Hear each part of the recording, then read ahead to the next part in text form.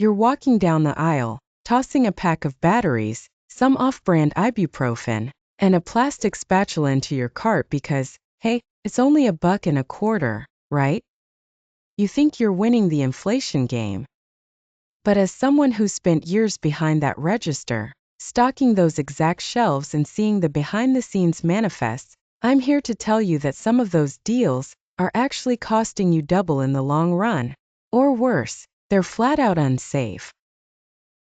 I've seen the recalls before they hit the news.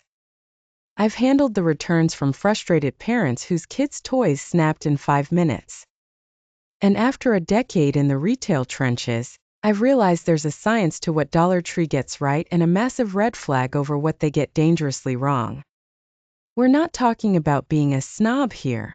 We're talking about basic math and personal safety. Most people think $1 saved is $1 earned. But if that $1.25 extension cord fries your $1.000 television, did you really save anything? Stick with me, because we're pulling back the curtain on the 12 items you should never, ever put in your cart, starting with the stuff that actually goes inside your body. I know, it's tempting to grab your vitamins and over-the-counter meds while you're picking up greeting cards. It's convenient. But here's the secret the big discount chains don't want you to focus on: the potency. When you buy name-brand ibuprofen or multivitamins at a major pharmacy, you're usually getting a long shelf life. At the dollar store, those bottles are often nearing their expiration date. It's not that they're fake, but medicine loses its effectiveness over time. If you're taking a supplement that's only at 60% strength because it's been sitting in a hot warehouse for a year, you're not just wasting money, you're not getting the treatment you need. And don't even get me started on the off-brand labels. Sometimes the fillers used in these ultra-cheap versions can cause reactions that the pure stuff won't.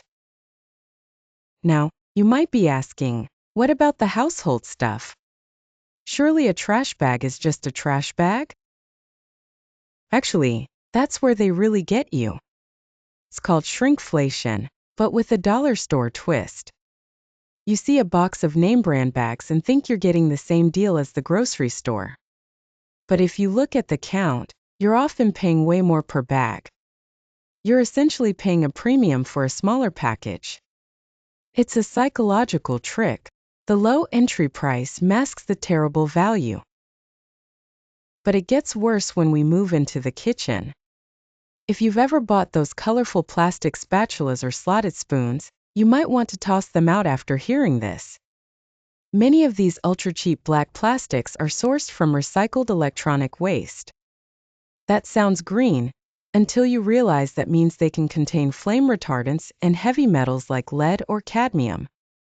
When you heat that plastic up in a frying pan, those chemicals can migrate right into your dinner. I've seen these items melt under normal cooking temperatures, and the smell alone should be a warning sign. It's just not worth the risk to your health to save $2 on a whisk. If this is already making you rethink your last shopping trip, hit that subscribe button. I'm here to make sure you're the smartest shopper in the room, and we're just getting warmed up. There are items in the electronics and toy aisles that are even more deceptive, and we need to talk about why that bargain power strip is a literal fire hazard. That bargain power strip you just grabbed? It's a gamble you're probably going to lose. When I worked the floor, I'd see these generic power strips and extension cords fly off the shelves. People think electricity is electricity, but inside those $1.25 plastic housings, it's a different story. These often lack basic grounding or surge protection. I've seen internal wiring so thin it looks like a hair strand, which is a recipe for an electrical fire the second you plug in something high-draw like a space heater or even a hairdryer. Most of these don't have UL, Underwriters Laboratories certification, or if they do, it's a counterfeit sticker. If it doesn't have that safety stamp, you're essentially plugging a fire starter into your wall. And it's not just the cords, it's what you're putting in them. Those off-brand USB wall chargers? They are notorious for overheating. I've had customers come back with melted plastic cases because the internal transformer couldn't handle the heat of a standard phone charge. Now, you might be thinking, at least the batteries are safe. Well, not exactly. Have you ever noticed how dollar store batteries seem to die in about 3 days? There's a reason for that. Major retailers like Target or Walmart often sell their near expiry stock to liquidators, who then pass them down to dollar stores. You aren't getting fresh juice.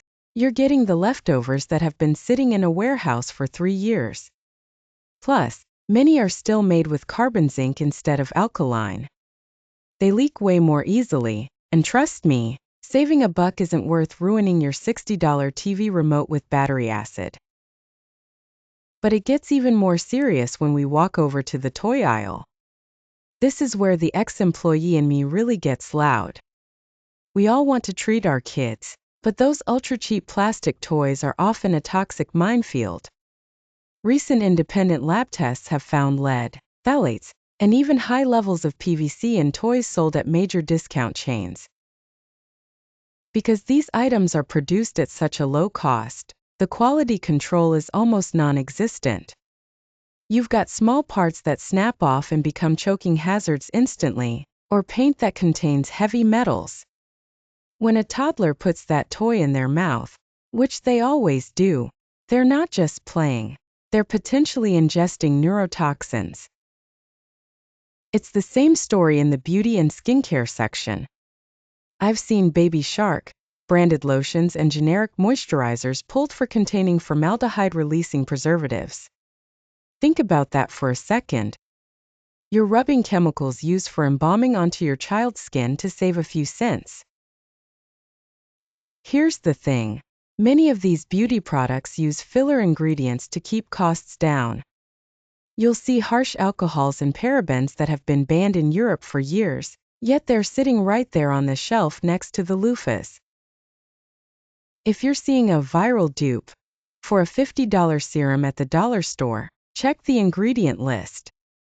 Usually, the active ingredient is so far down the list it's practically non-existent, and the rest is just water and cheap fragrance. You're paying for a bottle of nothing that might actually give you a breakout or a rash. Now, you might be wondering, is anything in this store actually worth it? Because I know it sounds like I'm trashing the whole place. But there are a few specific aisles where you can actually strike gold, and a few more trap items in the kitchen and pet sections that are even sneakier than the electronics. Stick with me for the final part, because we're going to talk about the one item in the pet aisle that's a literal health hazard and the cleaning supplies that are actually a total ripoff. Now, let's talk about the members of your family who can't speak up for themselves, your pets. I have seen the pet aisle evolve over the years, and frankly, some of it is terrifying. Just recently, in late 2025, there was a massive recall involving distributors that supply these discount chains due to rodent and avian contamination in the warehouses. When you're buying $1.25 bags of kibble or treats, you have to ask where that cost is being cut. It's usually in the quality of the protein and the rigor of the testing. I've seen treats that were essentially just flavored sawdust and dyes that can cause horrific allergic reactions in dogs. And let's not forget the lead-contaminated children's food scandal that hit the news earlier this year. If they struggle to keep lead out of applesauce, do you really trust the quality control on a dollar store rawhide bone? Then there's the cleaning aisle. This is the ultimate math trap. You see a bottle of Oxydol or a generic dish soap and think you're getting a steal. But here's the employee secret. Those formulas are often heavily watered down. You'll end up using 3 times as much soap to get a decent lather compared to a concentrated bottle of Dawn from a big box retailer. If you do the math per ounce, you're often paying 20% to 30% more at the dollar store for a product that performs half as well. Plus, those reusable latex gloves? they usually turn into a sticky, degrading mess after 2 uses. It's the definition of false economy. And don't even get me started on the kitchen tools like knives or cutting boards. A dollar store knife is essentially a sharpened piece of tinfoil. It'll go dull after 3 onions, and a dull knife is the most dangerous thing in your kitchen because it's prone to slipping. So, after all that, is it all bad news? Absolutely not. As a pro shopper, I still spend money at Dollar Tree. I just do it strategically. If you want to win, head to the greeting card aisle. You can get 2 cards for $1 that look identical to the $7 versions at the pharmacy. Party supplies. Total win. Mylar balloons, streamers, and paper plates are exactly the same quality you'd find anywhere else for triple the price. And right now, in March 2026, the seasonal decor, like those concrete garden stones or the glass stemless wine glasses, is actually surprisingly high quality for the price. The secret to being a smart shopper isn't avoiding the dollar store. It's knowing that the store is designed to distract you with cheap, while actually selling you expensive in the long run. Stick to the paper goods, the cards, and the glassware, but when it comes to things you plug in, things you eat, or things you put on your skin, run the other way. I've shared the 12 items that are total no-goes, but I want to hear from you.